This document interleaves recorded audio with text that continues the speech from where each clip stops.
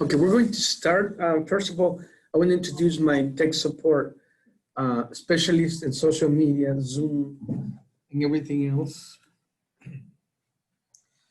All right, good morning, good afternoon, everybody. My name is Melissa Blatch. I work with Julio here at the Archdiocese, and I'm happy to be here with you all for these presentations.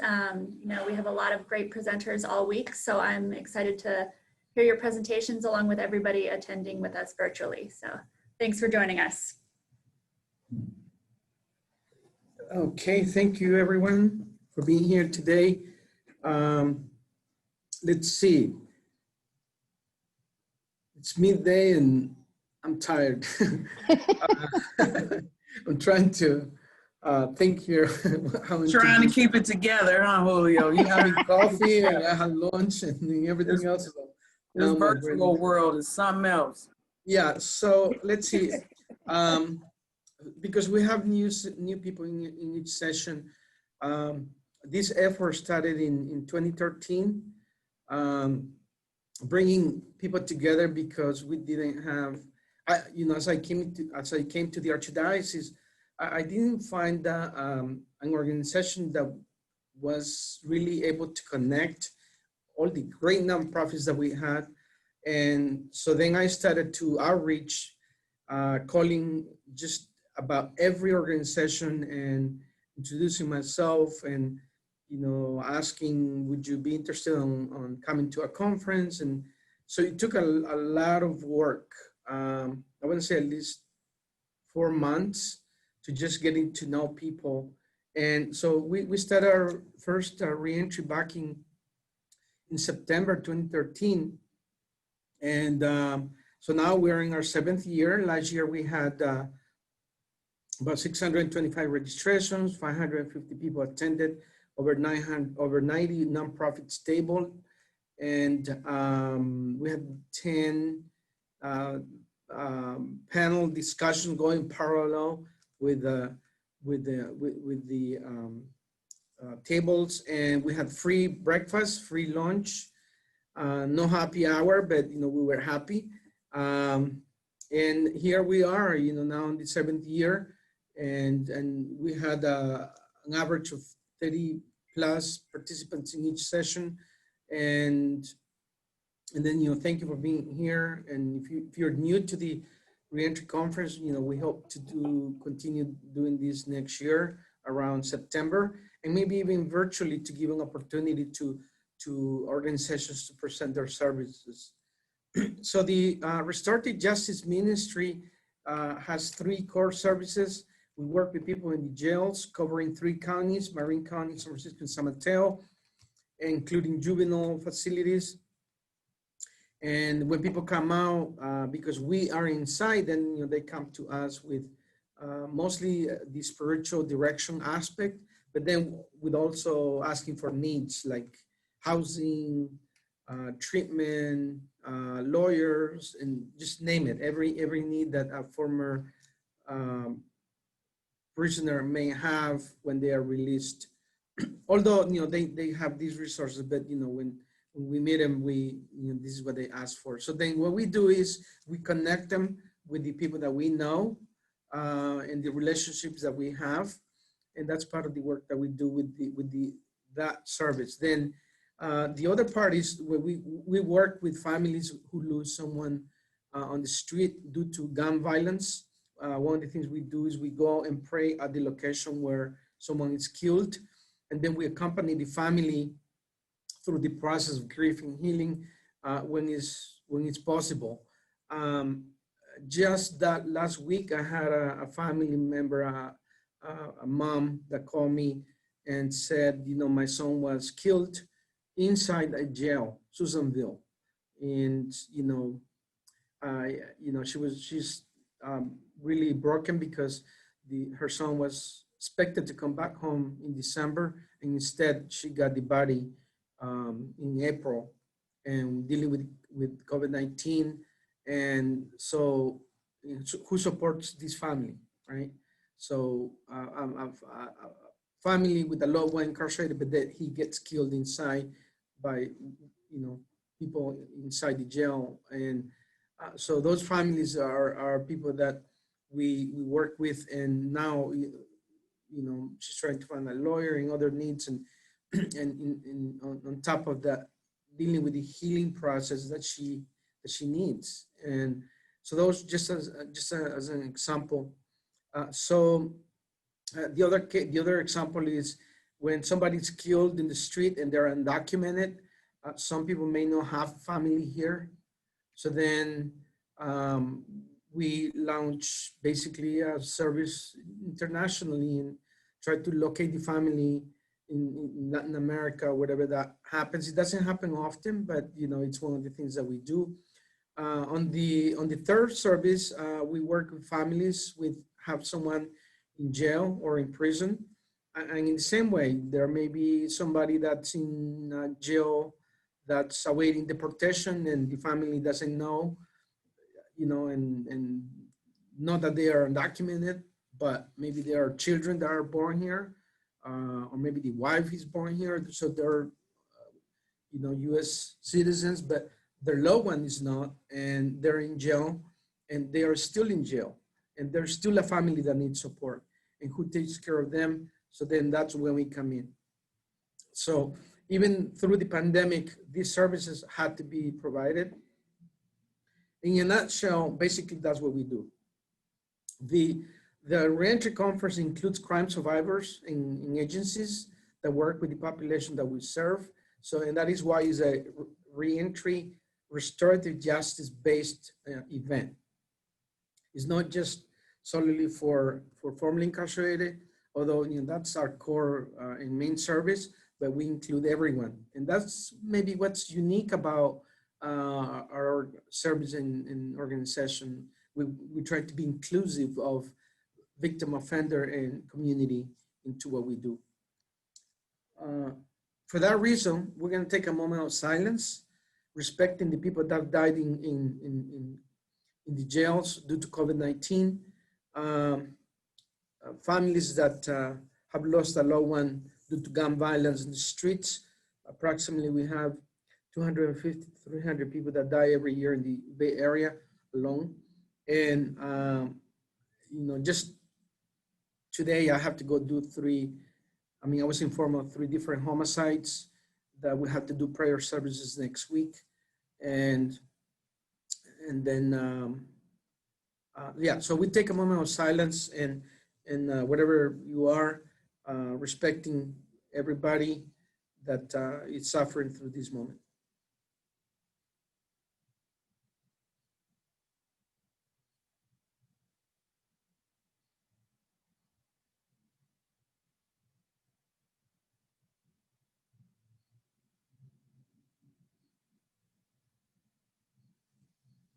Thank you very much, everybody. Okay, so we have a great session today. You have about 12 minutes each, leaving questions for last. And we have Moms Demand Action, Everytown for gun safety. We're going to begin that session with our Clare that's here, and Real Life with Dr. Sarah. Thank you for being here. And Women's Services of San Francisco through the Adult Probation Department. And we have St. Vincent de Paul Catherine Center. So great services, great leadership. And what we want to hear from you for the attendees is share with us basically a little bit about your organization, what you do, what's unique, and then we leave questions for last. So we begin with Clare. Thank you and welcome to the Reentry Conference. Thank you. So I'm Clare from the Everytown Survivor Network, and I'm presenting along with Samantha from Moms Demand Action. We're under the same umbrella as Everytown, and it's Moms Demand Action for Gun Sense in America, which fights for common sense gun laws across the country. In the past 2 years, we've been working to increase CalVIP funding for the violence interruption programs in California. We also work to save lives in other ways, which Samantha will speak on shortly. And why we do this is that 100 people a day die from a gun in our country. And that includes homicide, suicide, and unintentional shootings, and many more. Hundreds are injured. And if we look at homicide by gun, our rate is 25 times higher than our peer countries. I don't know, Samantha, if you have the share screen. Yes, I'm going to try right now, and hopefully everyone can let me know. I'm not sure if the host can enable. Yeah, I'm going to set you up right now. Thank you so much. Okay. You should be able to share now. Okay, let's see if you can. Is everyone seeing that? Great. Yes. Okay, great. Now then if you can go to the next one. Okay. And the next one. Sorry. And the next one. Yeah, this is showing where we stand per 10,000 people. We're 25 times more likely to die of homicide in this country, which is pretty shocking. And you can go to the next one. And I learned this when my son was killed. It'll be 6 years in December. He was shot and killed in San Francisco. He was out celebrating his completion of paramedic school that week, and leaving a club in our neighborhood, a stranger fired his gun and killed him. So I became acquainted with the Everytown Survivor Network through that. And we just, we put a face on the statistics of gun violence. I'm a mother, like many others in this country, who have lost a loved one through gun violence. We offer, if you want to go to the next one, we offer peer support and professional support to our members. Who's in our network? It's anyone who has been affected by gun violence through homicide, shooting, suicide, unintentional, threatening. We're inclusive of anyone. If you can go to the next one. So we offer peer and professional support to our members. We offer many trainings and advocacy opportunities to speak up and to tell our stories and to try to change gun violence in this country. If you could go to the last one. And to find out more and to join the Everytown Survivor Network, the easiest way is to text Survivor to 64433. You can also go online to find out more about our organization. So I want to hand this over to Sam to talk about another program in our group. Thanks so much, Claire. Can everyone hear me okay? Good. Okay, so I'm going to go into presentation mode for this. Oops, sorry, we're on the wrong slide here. I am also, like Claire, part of the Moms Demand Action and Everytown leadership group here in San Francisco, in our San Francisco chapter. I'm a mom of 3, and I had been involved with Moms Demand Action since the shooting in Sandy Hook. And then I got increasingly involved after the shooting in Parkland. And I kind of fell in love with this program called Be Smart, which is really geared towards parents and caregivers and adults. And it's really targets the topic of safe storage. I love it because it is a very non-judgmental program and campaign. It is for gun owners and non-gun owners alike. And it's really completely focused on making our communities safer, and especially for our children. So it's what we know here in the US is that firearms are the second leading cause of death for children and the first leading cause of death for Black children. As this slide here shows, we know that nearly 1,600 children under the age of 18 are killed with guns in the US every year, which is an average of 4 children a day. It's another pandemic that we don't talk about as much, you know, especially lately. When children in America are killed with guns, the majority of those deaths, 52% actually, are homicides. That's more than 800 children per year. Additionally, we know that more than 600 children die by firearm suicide each year, and nearly 100 are unintentionally shot and killed. We know that about 4.6 million children in the US live in a household with at least one unloaded and, or with one loaded and unlocked gun. And while school shootings and mass shootings, like the ones that kind of prompted me to get more involved with this movement, make most of the headlines nationally, we know that the reality for children under the age of 13, gun homicide most frequently occurs in the home. So that we know that 90% of unintentional shooting deaths and injuries among children under the age of 15 occur at home. And we know that in incidents of gunfire on school grounds, up to 80% of the shooters under age 18 obtain the guns that they use from their home or homes of relatives or friends. I love this program because it really is geared to all people. We know that everyone wants kids to grow up happy and healthy, and everyone has the right to make decisions about how they're going to protect their homes and families. And that includes the decision of whether to have a gun in our home. And we also believe at Moms Demand Action at Everytown that if we can prevent one child gun death or injury, it is absolutely our responsibility to do so.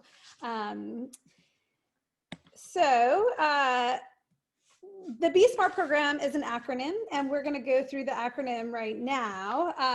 It starts with S, which is really the heart of the program, and the main takeaway here is this S, which it stands for securing guns in homes and vehicles. We know that 13 million households with children contain at least one gun, and the majority of children in gun-owning households know exactly where the gun is stored.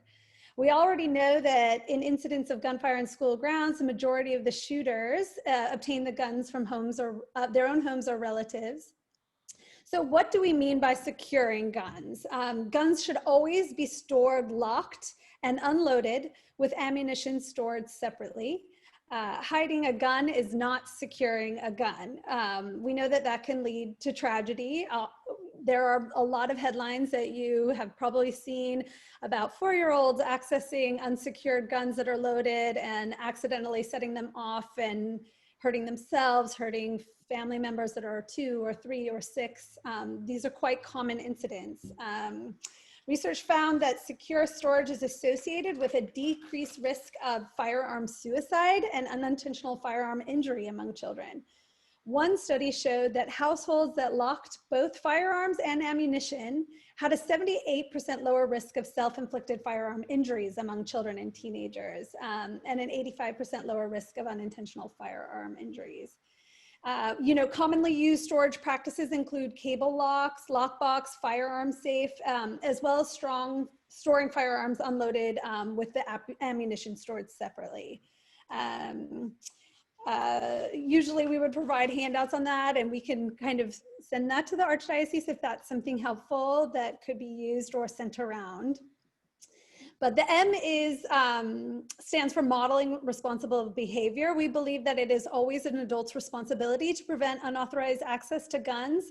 And we know that kids are curious and they will find out. I have 2 sons and they make guns out of pancakes and sticks, and they have found everything in our household, even though we've tried to hide everything. And so this is an incredibly important thing to talk about with kids, and also to make sure that everything is stored properly, making it part of a normal conversation in terms of safety, of how we, talk with strangers, how we respond if we see a gun or a firearm. We keep the language simple. Saying if you see a gun, don't touch it, tell an adult right away, because we know that the consequences when some of that goes unsaid. The A in SMART stands for ask, and that's, making it part of the general conversation again.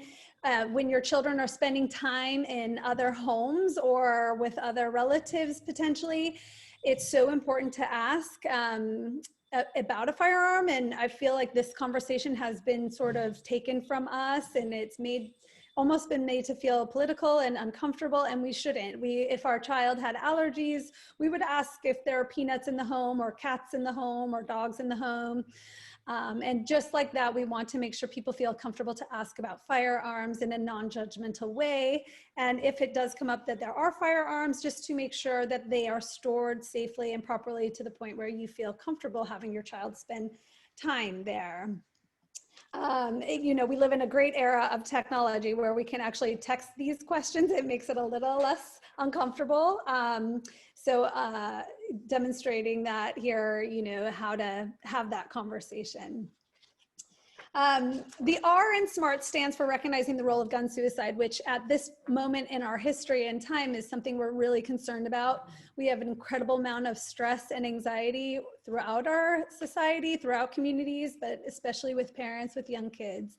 And especially with kids who are now home from school and spending a lot more time at home and not seeing their friends and not having social outlets that they usually would have. So recognizing, you know, the risk of having a firearm in the home with suicide, and also recognizing that, you know, having safe storage can also really prevent that. We know that firearm suicide is lethal 90% of the time. When there is no gun, suicide attempts are only 4% lethal. Sorry, I have a new puppy and he's making his voice heard on this topic too. Yeah, so, and then, you know, there are a lot of resources for suicide, National Suicide Prevention Lifeline, the Trevor Project, and some resources here that we provide to when we give this presentation. And the T in SMART is to tell peers about to be smart. Your voice and all voices are critical. We know research shows us that law enforcement, the military, and hunting and outdoor groups are particularly effective at communicating safe storage practices. And we are pretty good at getting the message out. So also, this is where we give a pitch. If you have a community or a group that is in your community that you think would be receptive to this message, we are a traveling roadshow. We're happy to come and talk about it. We're happy to train others we'd love to actually train others to give this presentation. We have this presentation in Spanish now, which is really exciting. We're working on developing it in every language spoken in San Francisco. But yeah, that is something we would love to, it's a message that we believe saved lives. We know it saves lives and we'd like to get it out further. So thank you so much. Again, secure, model, ask, recognize, and tell. That's the message behind the Be Smart campaign. Thank you very much for your presentation. We're gonna leave questions towards the end. We're gonna now move to Dr. Sarah with a real life. Welcome. Hey, how are you this evening? We're doing good. Although it's more evening here, it's 3:30 here, so I've got to get used to this Eastern and Pacific time. Yes. But thank you so much for having me. It's great to be back with you all again today. I am Sarah Scarbrough, and I'm the founder and director of an organization in Richmond, Virginia, called Real Life. And one of the great things about COVID, I guess we can pull a couple of things out that are good, is the virtual platform that we have.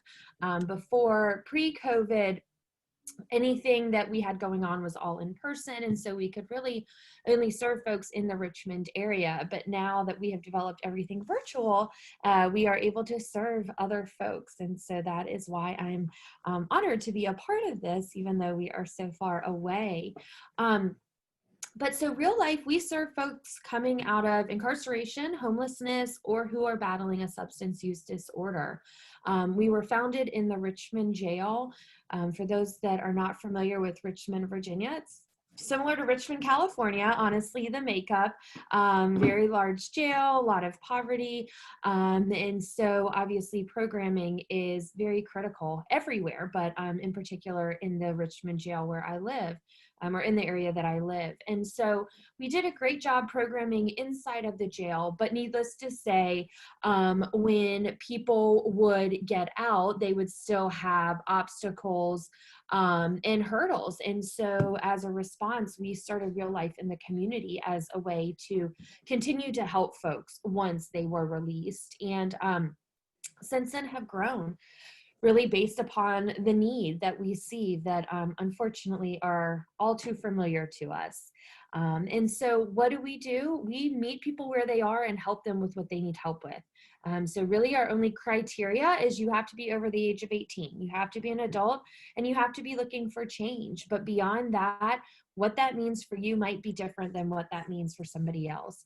So we really meet folks where they are, meet them with very strong case management, and then all kinds of different groups and classes and services that are needed. So that may be things dealing with trauma, that could be anger management, that could be things dealing with family and animosity and child support and, you know, all the things that go along with that. That may be housing needs, transportation, gaining a job, and the list goes on and on. And so in Richmond, we do that through a community center, through several recovery houses, through in-jail programming that we continue, as well as a expectant mother program and workforce development program. Virtually, obviously, living in one of our houses, unless you want to make the trek across the country, probably would not be practical. However, you know, all of our classes and services and case management, as I've mentioned, is available on a virtual platform, whether that be through our private Facebook group, Zoom, video messages, things of that nature. But we try to do as much through, you know, video type of platforms to have at least some type of personal touch, since we can't be in person all the time these days. Much like many nonprofits, we do not charge for services. So everything is free when folks come to us, and we just make sure that they are set up on that path to do something different. So I know that Julio is going to be putting together a packet of information after this is over, I believe, and that will include everybody's contact information, which will be wonderful. But I will also put my email address here in the chat. And so if there's anybody who's interested in more information or anything like that, you are more than welcome to follow up with me. Great, thank you so much, Doctor. And yeah, we're going to build the brochure with the description that everyone has submitted. That's on our website, and that will include emails plus a link to the recorded session. There are only a couple of sessions that we're not recording for security, for policy reasons, and I think that is the Social Security. They don't allow their presentations to be recorded. Any other presentation or session will be recorded and available within the brochure that we're gonna put, so then people can link to that and basically learn about, you know, what happened during the session. We're gonna now move forward to present Victoria and the team that you have put together for today, Victoria Westbrook, with the Women's Service of San Francisco through the Adult Probation Department. Welcome again, Victoria.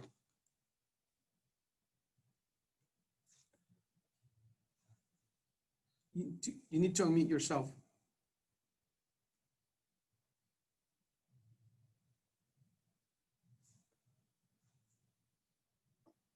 There you go. Okay. Can everybody see that? Yes. Okay, great. So I'm Victoria Westbrook. I'm the Women's Gender Responsive Coordinator for San Francisco Adult Probation.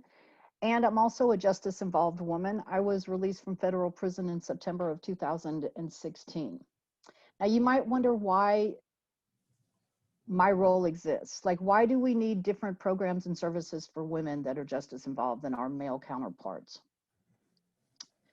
It's because we're different. Our pathways to prison are different, and there's a lot of key differences between us that necessitate the need for different kinds of programs and services to help us re-enter successfully. So I'm just going to talk about a few of those differences. So women are more likely to commit crimes like property crimes and drug offenses, whereas men are more likely to commit violent offenses. And when women do commit violent offenses, they tend to be targeted against their intimate partners or their close family members.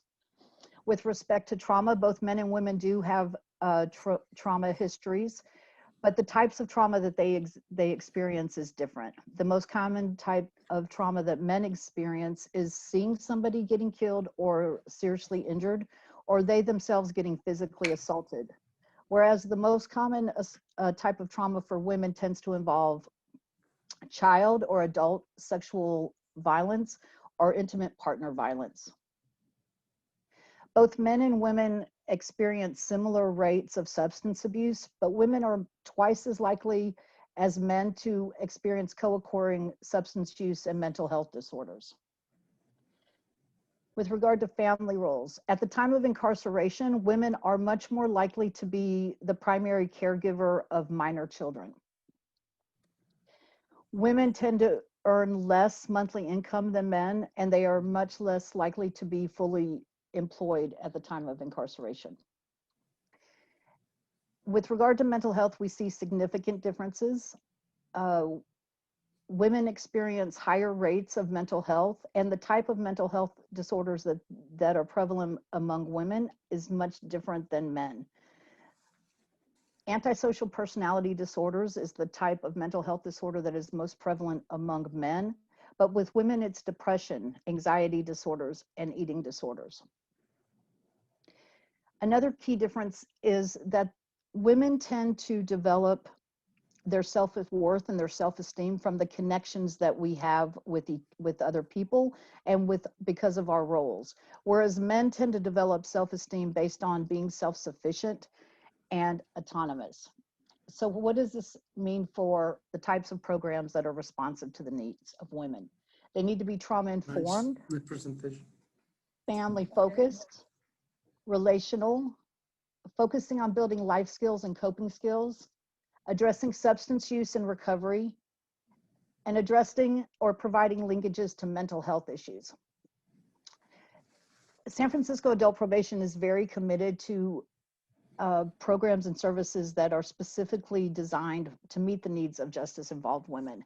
And I'm going to introduce you to some amazing women who run programs that adult probation funds to meet these specific needs. First, I'd like to introduce Traci Watson. She's the founder and executive director of Sister Circle. Traci? Yes, hello, good afternoon. Good afternoon all. Thank you, Victoria, for inviting us to present at this platform. And thank you all are doing some amazing work throughout our communities and this country as well. So Sister Support Network is just exactly what it says. It's a women's support network. And I am the founder of Sister Circle Women's Support Network. I am a recovering addict of 10 years. I grew up here in San Francisco, and I feel like my job, my ministry is to give back to women that suffer through the same things that I suffered through, and also some things outside of what I suffered from, but just things that address all barriers that women face. And our mission is to empower women with the skills that they need to achieve a healthier life by addressing social and behavioral challenges unique to women. And just to give you guys a little history about Sister Circle, let me just say that there's a bunch of sisters circles out there, but there's only one Sister Circle Women's Support Network. So please always look for the logo. And we reach out to all, it's just not African American women, to all cultures of women. And we even support the LGBT community as well. So Sister Circle is a transformative supportive intervention program available around the clock, including on weekends. We are designed to educate and empower women to move to the next level of their recovery. The barriers that we target are homelessness, survivors of domestic violence, substance abuse, trauma, sex trafficking, and reentry from incarceration, single parenting, education, and we even support women with chronic illnesses. We just recently lost one of our board members to pancreatic cancer, and we were there by her side and walked her through that for the past year. And may she rest in peace. Also, Sister Circle is a safe, confidential space where women share their experiences and develop a support network, and the importance of it. We utilize SMART goals and power with self-esteem building and self-love that women can learn to embrace. Our greatest objective is to give the ladies a new perspective on life that has a positive impact on their attitudes, their behaviors, and their families within the workspace and building bridges throughout our communities. We're really big on, before the pandemic, we did it, and we have 3 in-person groups that we have. We have a women's motivational group on Mondays, and we address the topics such as seeking safety, actions and consequences, which I facilitate myself, building healthy relationships, life skills, health education, substance abuse meetings, which is on Tuesday. And it's a women's book study with Narcotics Anonymous. We address domestic violence and anger management. So there's a different facilitator on every first, second, third, and fourth Monday. And those are topics that we address. On the 5th Monday, we like to do something fun with the ladies instead of being clinical. So we've done things. Let me slow down with the ladies. I get really I just see that by talking really fast. We have taken we've done movie night. We've had like 24 women. We took them all out to the movie theater, and they bought there. And then we've done bowling on the 5th Monday. We've had our first graduation on the 5th Monday. It's a couple 5th Mondays of the year. So again, we like to do something fun with the ladies. We've had karaoke night. We've done a lot of fun things, and we took them to the arcade, the adult arcade, and some things that they can do also with their families. There's something recent that we implemented is a phase up program where the women, we can see their growth. So you have the orientation program, and then you have women that's in a phase up program, which is the 2nd level, and then you have sorry, my alarm's going off. And then you have the leadership program. The leadership phase is when these women have completed so many groups, and we ask them to come back, and we teach them how to actually co-facilitate on a topic that they're overzealous, that they can give back to other women, because that's what it's about. It's about giving away what we've learned. So we want to teach these ladies to be mentors as well to other women, and be big sisters, and share some of their stories that they went through. Because it's always growth is in our, what word am I looking for, is in our testimony and what another woman. So what we're really big on is stress the importance of having a support network, which is really important, and that we're not alone.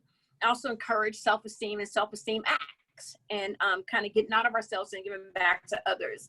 And also to support our homeless communities. And that's every last Saturday of the month before the pandemic, we were giving out, we had a couple of our partners donate hygiene kits to us. And so we were passing out hygiene kits every last Saturday of the month, and some of the ladies will come back and then volunteer their time.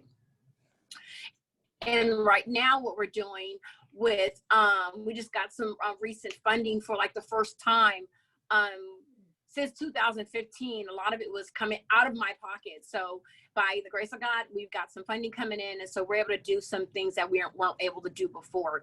We have one part-time employee, and we're under the umbrella of Westside Health Community Services here in San Francisco, and we have several volunteer staff as well. And also on Friday at the CAS building, we have a women's process group, and that's open to those that are on probation, and also women are able to come there and join. It's an open group as well. And we have a facilitator there, and she's also recovering as well from several barriers that we face as women. And what the importance that we want to share with the women, and I'll close with this, is like our role, our role is in the community here, and also our priorities to give to other women recovering. Also using your third eye, thinking outside of the box, and listening, and also talking. And also we have our Zoom meetings that are located on here. We have one in just, I think, in about 25 minutes, a Zoom meeting today. And we have we have 2 facilitators that facilitate those groups. We're soon to be adding a 3rd one. So we try to encourage them to prioritize the circle for support, especially during a pandemic, because a lot of people are at home and without jobs. So it's important for them to stay connected. Also to help them see what success looks like. you know, is it, like I said, there's several, we have several women that have survived some chronic illnesses. We have several women that survive sex trafficking, survive trauma, survive substance abuse, and survive incarceration, and to refrain from recidivism, returning back to. So our families are impacted, our communities as well when we take care of ourselves. This time last year, I believe, yesterday was 1 year that we had our first fundraiser at Salesforce. And we had over 100 women in attendance. We had some really great speakers, and it was entertainment and fun, and the kids were there. It was just really, really awesome. And if any of you guys are interested in becoming a volunteer or supporting Sister Circle anyway, please go to our website, and I will put that in the chat at www.sistercircle.net. And last but not least, so we are completely staffed by dedicated women who volunteer to bring Sister Circle Support Network to life by giving back to the women in our communities. So thank you all for listening, and thank you again, Victoria. Okay. Thank you so much, Traci. Next, I'd like to introduce Shannon Weiss. She's the founder and executive director for Solutions for Women. Shannon?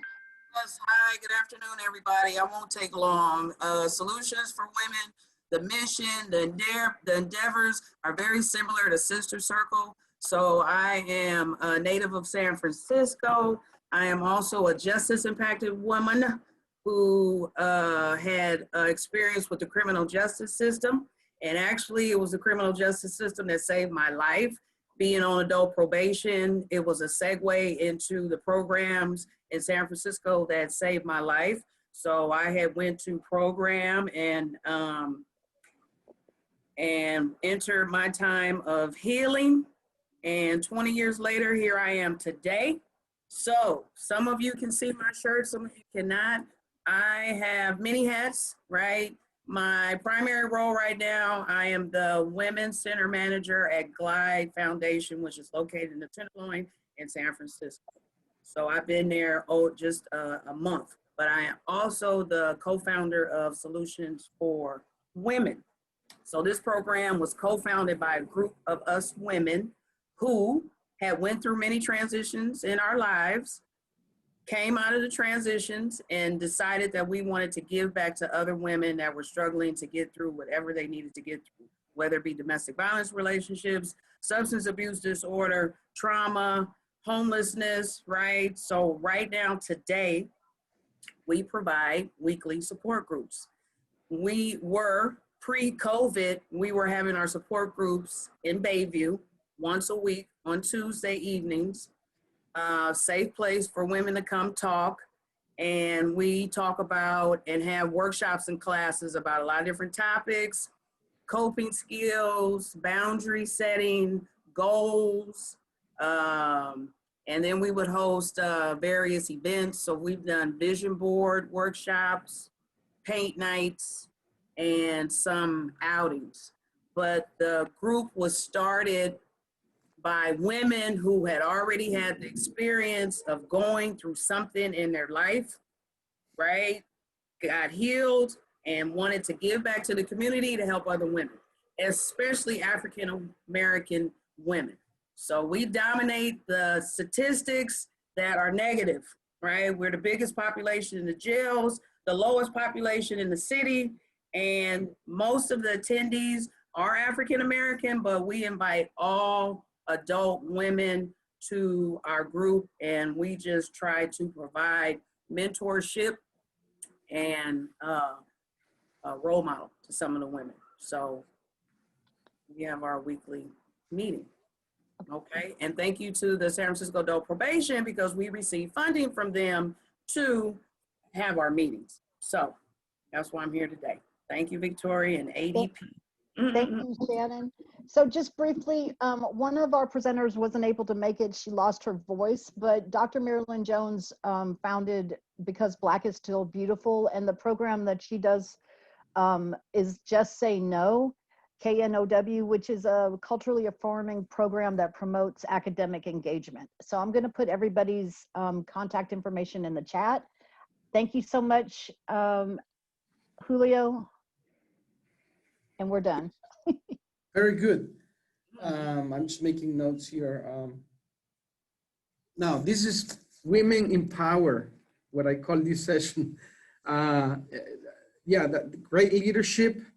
We need you to be on the field. You are on the field, and you're an instrument of peace, an instrument of hope, and we need you to stand. And that is in part why we have the slogan that we have for this year, or the theme is standing through all crises. And but as opposed of the theme is basically being held by women, you know, and without women we cannot be born as men, you know. So we need to be grateful to you, grateful to our moms, and my assistant here is, you know, it's Melissa too. So you know, viva las mujeres, like we would say it in Spanish. We're gonna go to St. Vincent de Paul Catherine Center, which is also about female power and empowerment and being victorious despite everything that happened to women. And like you have mentioned, it is different for women when you go into the jail, into the prisons, you know. So we're here to discuss this, and this is a very, very important topic session that we have today. So with no further ado, we introduce Catherine Center, and thank you for being here. Faye. Good morning. My name is Faye Stone, and I'm the case manager for Catherine Center. We're a program of St. Vincent de Paul of San Mateo County, but we take women from all over the Bay Area. And we are a 12-month residential treatment program for women who have a history of incarceration. So while we do sometimes get our clients like directly from jail or prison, that's not a requirement of the program. They just have to have had incarceration in her history at some point.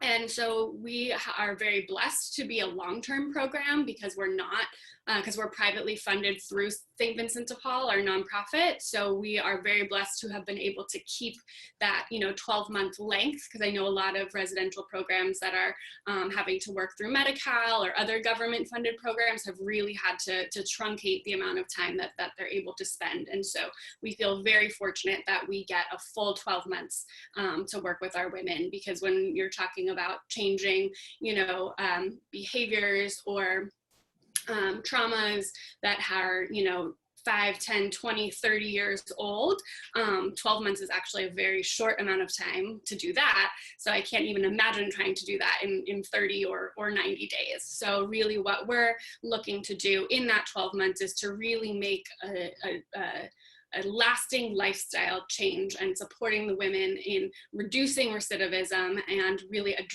doing that through addressing kind of those core causes of recidivism, which, you know, Victoria did a really great job of kind of enumerating just in terms of mental health and addiction, poverty, all those kinds of things. So we're a holistic and spiritually based program through St. Vincent de Paul.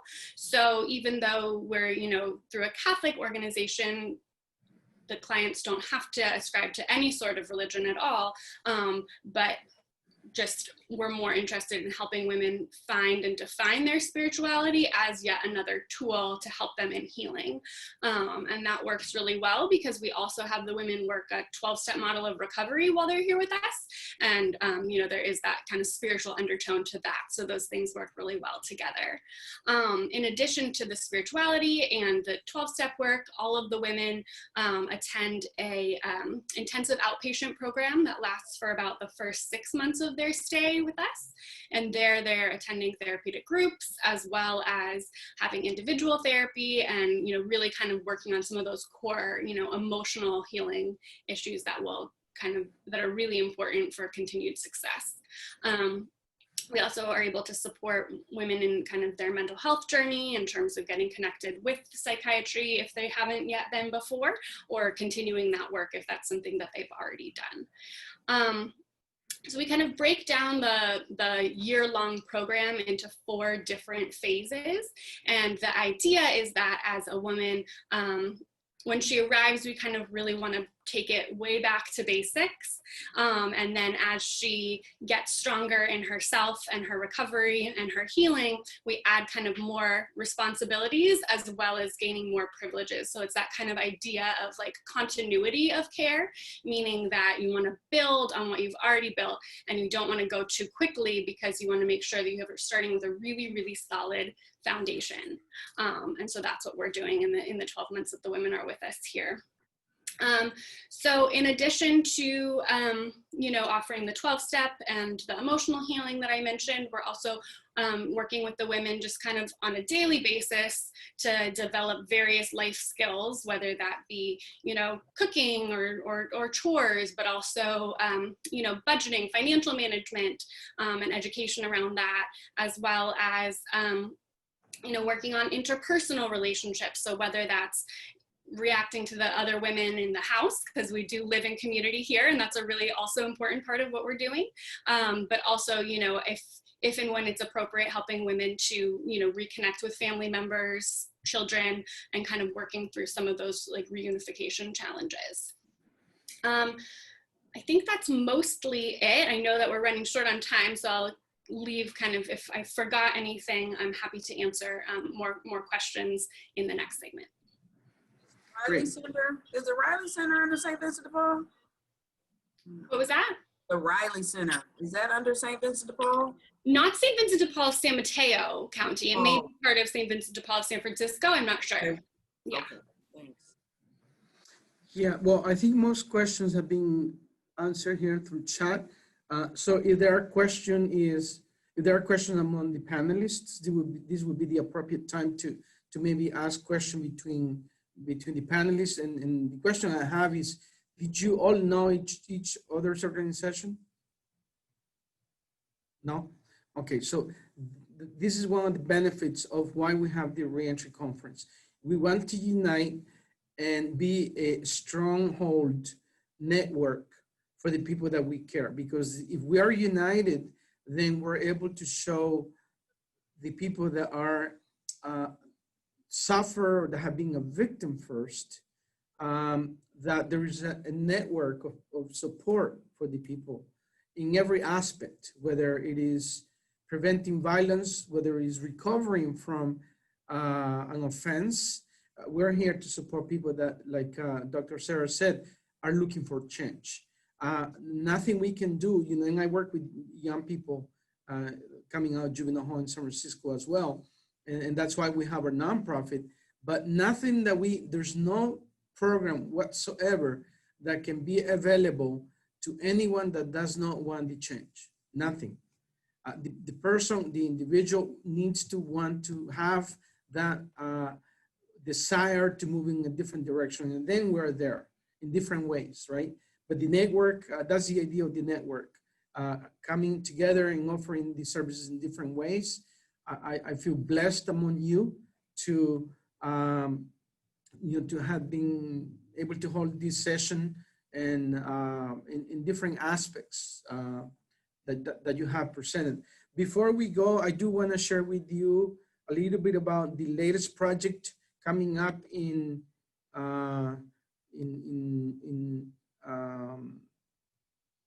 2021, and let's see, how